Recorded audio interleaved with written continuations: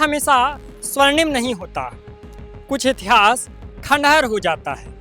जब आप हमारे लखनऊ में आएंगे तो आपको भी कुछ इतिहास के दो हिस्से दिखेंगे। एक हमारा स्वर्णिम इतिहास है। जिस जगह मैं खड़ा हूँ यहाँ से महज 2 किलोमीटर की दूरी पर इमामबाड़ा है, जहाँ से देश भर के लोग आते हैं उसका दीदार करने। लेकिन उसी से इमामबाड़े से 2 किलोमीटर दूर आज हम एक ऐसे ही दूसरे इतिहास पर हैं जो इतिहास जर्जर हो चुका है। जो मेरे पीछे आप कोठी देख रहे हैं ये रिफाए आम क्लब है। 1885 में बनी इस कोठी की हालत अब आप देख सकते हैं कि अपने किस स्वरूप को पहुंच गई है। 1885 से 1985 तक इसे लीज पर आवंटित कर दिया गया था। 1985 से ये कोठी एलडीए के पास है, लेकिन एलडीए की नींद 2025 में खुली और उसको याद आया कि लखनऊ की इस कोठी को बचाना है। अब आप इसकी हालत देखकर अंदाज़ा लगा सकते हैं कि ये कितनी बचने लायक बची है। कोठी का एक हिस्सा गिर चुका है और दूसरा हिस्सा कब गिर जाएगा पता नहीं। फिलहाल खबर तो ये है कि जो कोठी का एक परिसर है उसको एलडीए ने कहा है कि हम खाली करवाएंगे। इसकी डेडलाइन रखी है 25 अगस्त। आज जब हम वीडियो शूट कर रहे हैं तो 24 अगस्त है। एक दिन बाद इस पूरे हिस्से को खाली करवाना है, यहाँ बाउंड्री वॉल खिंचवानी है और कहा जा रहा है कि यहाँ हॉर्टिकल्चर की एक्टिविटीज़ होंगी। लेकिन उससे पहले इस कोठी की मरम्मत कैसे की जाएगी, क्या इसको एएसआई को दिया जाएगा, इस पर अभी एलडीए कहीं कुछ नहीं कर रहा है। एक दिन बाद इसकी डेडलाइन है, लेकिन अभी भी लोग यहाँ रह रहे हैं, दुकानें चल रही हैं। हम उनसे भी मिलवाएंगे, जानेंगे कि उनको एलडीए ने क्या आश्वासन दिया है। लेकिन पहले आप इस कोठी की हालत देख लीजिए।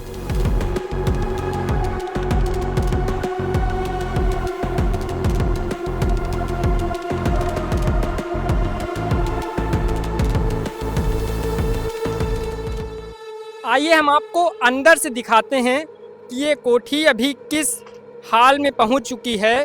ये 1885 की बनी इमारत आज खंडहर में तब्दील हो चुकी है।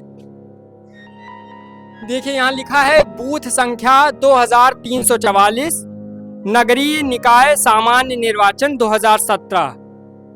2017 तक इस कोठी को निर्वाचन आयोग बूथ संख्या 2344 के रूप में इस्तेमाल करता था, मतलब यहाँ वोटिंग होती थी।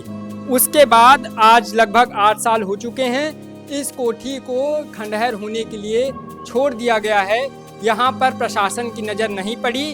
अभी हम आपको लोगों से भी बात करवाएंगे, जानेंगे कि वो जो यहाँ रह रहे हैं उनके लिए एलडीए ने क्या कहा है और कैसे यहाँ के जो गार्ड हैं वो अभी 2 दिन पहले इस कोठी के नीचे दबने से भी बचे हैं। लेकिन फ़िलहाल आप देखिए इस कोठी की हालत क्या है और एलडीए जो बात कह रहा है, क्या इसका जीर्णोद्धार कैसे होगा, इसको मरम्मत इसकी कैसे होगी, इस पर एलडीए अभी कुछ कहने को तैयार नहीं है। अब एलडीए इसके बाद क्या कार्रवाई करेगा। फिलहाल तो खबर यही है कि यहाँ बाउंड्री वॉल का निर्माण होगा और हॉर्टिकल्चर की एक्टिविटीज़ होंगी। लेकिन हॉर्टिकल्चर की एक्टिविटीज़ क्या होंगी, इसका मरम्मत कैसे होगा, इस पर हम आपको ज़्यादा जानकारी देंगे। फिलहाल आप इस कोठी की हालत एक बार फिर देख लीजिए।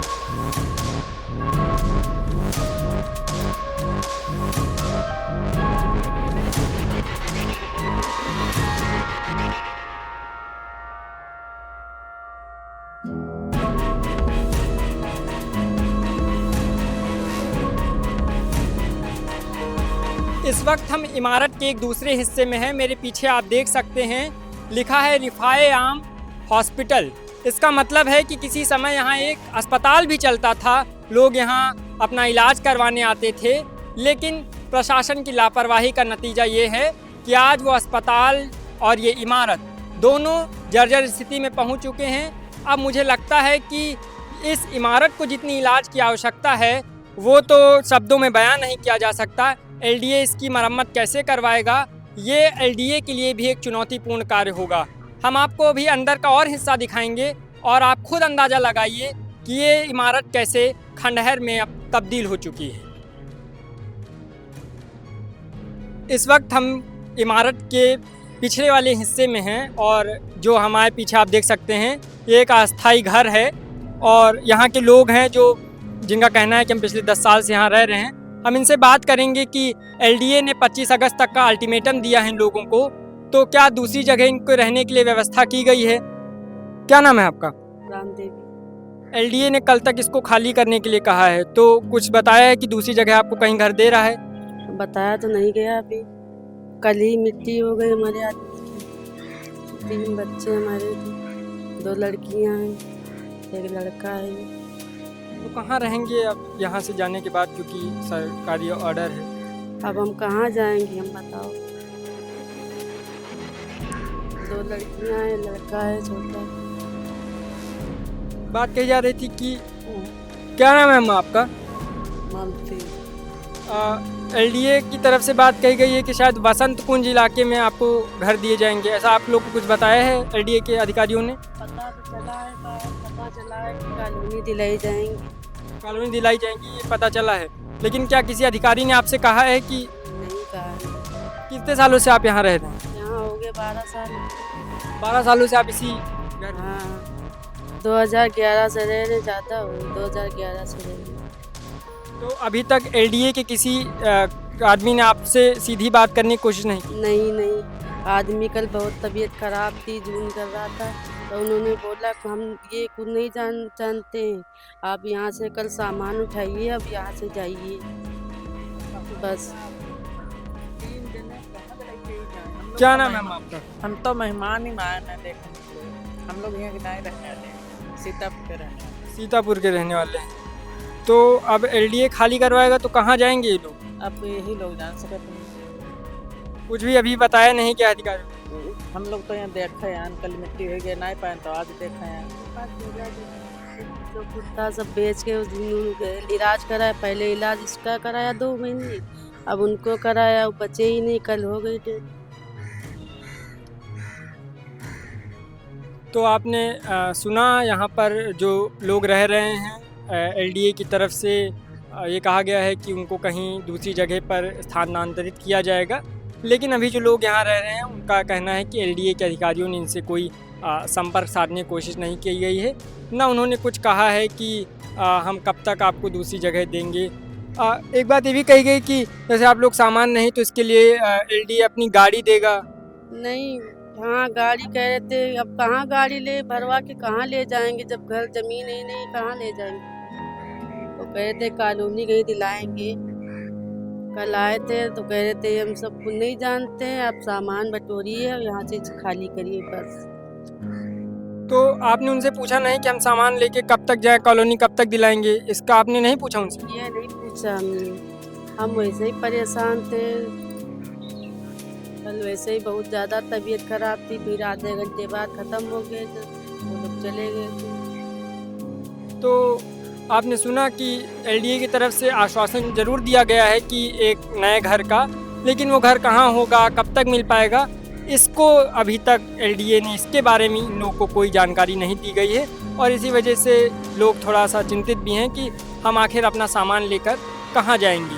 हम और भी लोगों से बात करेंगे, दुकानदारों से बात करेंगे, और आप उनकी भी बात हम आप तक पहुँचाएंगे। हमारे साथ कुछ और भी लोग हैं, हम उनसे भी बात करने की कोशिश करेंगे। सर, क्या नाम है आपका? मेरा नाम साजिद है, मोहम्मद साजिद। आप यहाँ पे आपकी दुकान है? नहीं, मेरी यहाँ दुकान नहीं है, मगर ये जो ज़मीन है, ये ज़मीन के हम लोग ऑनर है, क्योंकि ये नवाब मलकाजा साहिबा। आप कह रहे हैं कि आप इस प्रॉपर्टी के, जो पूरी ये प्रॉपर्टी है, ये जो इमारत है, इसके आप मालिक हैं? हाँ, इसके हम लोग सर्जरी के हिसाब से, विल कॉपी, जजमेंट कॉपी के हिसाब से, और हम लोग जो नवाब मलकाजा की नस्ल से आ रहे, तो वो नस्ल से खसरा नंबर 147 रफ़ेआम क्लब, इसके ऑनर ज़मीन का नवाब मलकाजा के नाम से दर्ज है 1862 के अंदर, और राइट नाउ अभी भी वही पोजीशन है नवाब मलकाजा के नाम से। तो ये एलडीए जो इसके ऊपर कब्ज़ा करने की कोशिश कर रही है, गलत है, क्योंकि ये खसरा नंबर 147 जो है वो प्राइवेट संपत्ति में आती है, ना कि एलडीए की संपत्ति है। और एलडीए के पास अगर कुछ है तो 1 बीघा 6 बिस्वांसी है, वो जो ये इमारत है, तो उसका कंट्रोल सिर्फ इधर है, दुकान वाले के ऊपर उनका कोई कंट्रोल नहीं है। ज़बरदस्ती दुकान वाले को तोड़ने जा रही है, उनको परेशान कर। आप ये कहना चाहते हैं कि जो ये बिल्डिंग है ये केवल एलडीए की है, और जो इसके बाहर का क्षेत्र है ये आप लोगों का है? ये जो बिल्डिंग है ये है नजुल प्रॉपर्टी का। जब ऑनर आ जाता है तो उसको मिलती है, तो ये नजुल प्रॉपर्टी के अंदर आ रही है, जिसके ऊपर एलडीए अपना ये दावा कर रही है कि ये एक के वजह से पूरे खसरे पे कर रही है। तो खसरा नंबर 147 के ऊपर 3 जगह है, एक 3 जगह गोशे है और एक जगह एक 9 बीघा ज़मीन है, एक जगह 1.5 बीघा ज़मीन है, जिसके ऊपर ये 1 बीघा 6 बिस्वांसी पे ये इमारत बनी गई है। तो ये नज़ुल के अंदर है, तो नज़ुल के हिसाब से लोग इस पर कब्जा करने जा रहे हैं और दुकान वालों को परेशान कर रहे हैं। मेरे पास इसका पेपर भी मैं आपको दिखाता हूँ। ये खसरा नंबर 147, ये नाम है मोहम्मद अली शाह बादशाह जौजा नवाब मलका जहाँ साहिबा। ये है खसरा नंबर 147, इधर 9 बीघा ज़मीन है।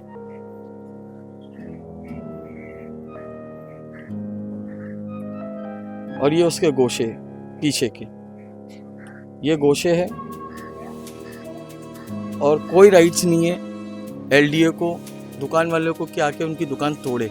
तो क्या आप अदालत गए हैं इसके लिए? इसके लिए हम लोग अप्रोच कर रहे हैं और 26 का जो ये लोग तोड़ने जा रहे हैं ये गलत है। अगर ये लोग ये तोड़ते हैं तो कल नहीं, तो अभी क्या आपने कोई पिटीशन दायर की है किसी अदालत में? मैंने अभी हाई कोर्ट के लिए अप्लाई कर रहा हूँ और इंशाल्लाह देखूंगा बहुत जल्दी ये रिलीफ लेने के लिए। ठीक है सर, आपकी दुकान है यहाँ पे? क्या नाम है आपका? अर्जुन। तो अब तो कल आ गया है कि 25 तारीख तक एलडीए का अल्टीमेटम है। अल्टीमेटम कोई भी नहीं है, ना कोई हम लोग को नोटिस दिया जा रहा है, ना कुछ दिया, सिर्फ ज़बरदस्ती हो रही है यहाँ पे। मतलब इतने सालों से हम लोग यहाँ पे काबिज हैं, मतलब ये सरकार अपने ज़बरदस्ती एक वो कर रही है कि जो है इसको गिरा दो, किसी तरीके खाली कर दो। ये करीब हम लोग की दुकान 50 साल पुरानी दुकान है। इससे पहले क्या कोई एलडीए के अफसर आए थे, उन्होंने आपसे संपर्क साधने की कोशिश की? अफसर आते हैं चले जाते हैं, मगर कभी हम लोग से कोई बात ही नहीं करता है। मतलब वो सिर्फ आते हैं, धमकी देते हैं और चले जाते हैं। अभी परसों नरसों में आए थे, करीब क्या नाम है एसओचओ आए और भी पूरी टीम आई, मतलब पूरा यहाँ मुआयना किया, सबको धमकी दे के गए कि आप लोग ये पूरा खाली करें। जब ये 147 अगले का है तो उसमें जो एलडीए क्या करे, ये नजूल जो है ये केवल इमारत बनी तो इसका करे, बाकी जो प्रॉपर्टी जो प्राइवेट लैंड है नवाब साहब की है तो वो उनको जो करना वो करेंगे। तो उसमें हाँ मतलब एलडीए क्या कर रही है। ठीक है, हमने लोगों से बात करने की कोशिश की, उनके भी जो व्यूज़ हैं वो आप तक पहुंचाने की हम कोशिश कर रहे हैं। हम कुछ और लोगों से भी बात करेंगे और उनका भी जो पक्ष होगा वो भी हम आप तक पहुंचाएंगे। तो अभी इस वक्त हम इमारत के अंदर वाले हिस्से में हैं और यहाँ भी कुछ परिवार रहते हैं। हमारे साथ आंटी। आंटी क्या नाम है आपका? श्रीमती सुषमा पांडे। आंटी कब से आप यहाँ कितने सालों से रह रही हैं? जी हम लोग यहाँ पर 1970 में आए थे। 1970 में हमारे ससुर यहाँ के मैनेजर पद पर अपॉइंट हुए थे। उसके बाद हम तो उनकी बहू हैं। 79 में मेरी शादी हुई, 79 से फिर कंटिन्यू हम रह रहे हैं। और भी हमारे देवर लोग रह रहे थे, लेकिन वो लोग चले गए। लेकिन सास ससुर हमारे कुछ निकट थे तो हम अपने हस्बैंड के साथ उनके पास बने रहे। और अभी 2015 में मतलब जब ससुर थोड़ा सा ज़्यादा एजेड हो गए, 70 क्रॉस कर लिया, तो हस्बैंड हमारे यहाँ का वर्क देखने लगे। लेकिन हस्बैंड जो है ससुर से पहले उनकी डेथ हो गई 2015 में। फिर ससुर का थोड़ा सा माइंड वैसा हो गया था, लेकिन वो 2019 में उनकी डेथ हुई गई। लेकिन 2015 के बाद यहाँ का केयर टेकर का काम हम देखने लगे। और मैं महिला विद्यालय में प्राइवेट टीचर भी हूँ। तो आंटी अब तो ये कहा जा रहा है एलडीए की तरफ से कि 25 जो ये कल तारीख है सबको खाली करवाया जाएगा, तो क्या आप लोगों से भी बात करने की कोशिश की उन्होंने? कोशिश करने की वही तो प्रॉब्लम है कि जब हम स्कूल में होते हैं, हमारा मॉर्निंग 7 बजे से लेकर 12:30 बजे तक स्कूल होता है और वो लोग लगभग 11:30 बजे यहाँ आते हैं। मेरी छोटी बहू उनको मिलती है तो वो बहू से उन्होंने कहा, तो बहू ने कहा आप फ़ोन पे है, हमारी मम्मी से बात कर लीजिए। तो कहते हम फ़ोन पे बात नहीं करेंगे और आप जो है डिप्टी कमिश्नर के पास जाइए। तो डिप्टी कमिश्नर के पास आप हमें कुछ तो रिटर्न में दें। भाई डिप्टी कमिश्नर कोई आम आदमी तो है नहीं कि राह चलता आदमी है, हम खड़े होंगे उनसे कहेंगे हमसे बात कर लो, वो हमसे बात कर लेंगे। ना जाने कितनी सिक्योरिटी उनके पास लगी होगी। वहाँ तक हमें पहुँचने के लिए कुछ रिटर्न में चाहिए कि नहीं चाहिए, आप बताइए। जब वो हमें कुछ रिटर्न में दें तो हम डिप्टी कमिश्नर के पास जाए, और ना ही उन्होंने हमसे कोई बात। 2-3 बार वो आए, मतलब जब भी आए हम लोग कॉलेज में रहे। आंटी वहाँ एलडीए की तरफ से ये भी कहा जा रहा है कि शायद बसंत कुंज इलाके में वहाँ में दिया जाएगा। देखिए बसंत कुंज में दिया जाएगा तो आप हमें कुछ रिटर्न में दीजिए। हम तो कह रहे हैं आप हमें रिटर्न में लिख के दे दीजिए, एलडीए के उस पे पेपर वेट पे लिख के दे दीजिए, पूरा जो वहाँ का ऑफिसर है उसके सिग्नेचर करा के दे दीजिए, उसमें लिख के दे दीजिए कि जो यहाँ इतने 55 सालों से 60 सालों से रह रहे हैं उनको बसंत कुंज बिहार में ये नंबर अलॉट किया जाता है। हम जाके डीसीपी से मिल, डायरेक्टर डिप्टी कमिश्नर से मिल लेंगे जाके। आंटी एक सवाल और भी है, ये इमारत की हालत भी बहुत जर्जर है, जी ना, तो आप लोग के लिए ये खतरा भी है यहाँ ज़्यादा दिन तक रहना आपको? खतरा है, लेकिन हम अपना परिवार लेके जब हम अपने ससुर के पास से रह रहे हैं, हमारी कोई विशेष इनकम भी नहीं है। अब ये हॉल है, जो बच्चे खेलते हैं थोड़ा बहुत पैसा देते हैं, उसी से जो कुछ हम कर सकते हैं कर लेते हैं। तो आपने इससे पहले एलडीए को अप्रोच नहीं किया, करने की कोशिश नहीं की कि हमें कहीं स्थानांतरित किया जाए? भाई देखिए, हम ऐसे कैसे अप्रोच कर लें? एलडीए भी देखिए आजकल आप देख रहे हैं कि जहाँ भी पाती है वहाँ भी सरकार जो है तोड़ फोड़ के हटा देती है, ना कोई कागज़ ना कुछ, कोई लिखा पढ़ी नहीं, न जाने कितने लोग बेघर हो गए। हम ऐसे कैसे कहाँ पहुँच जाएं? भाई कुछ हमें जानकारी भी तो होनी चाहिए, कुछ नॉलेज में आए तो हम किस अधिकारी से मिले जाके? भाई पहले एलडीए के अंडर में तो था नहीं ये, और ना हमें पता कि ये एलडीए के अंडर में है।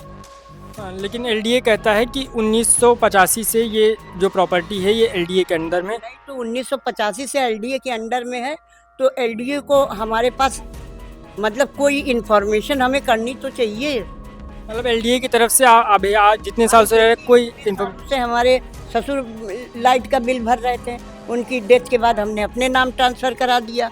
अब हम बिजली का बिल भर रहे हैं, सारी व्यवस्थाएं हम देख रहे हैं, मीटर मेरे नाम चल रहा, राशन कार्ड मेरे नाम चल रहा, मेरे बच्चों के बर्थ सर्टिफिकेट यहाँ के हैं, आधार कार्ड यहाँ का है।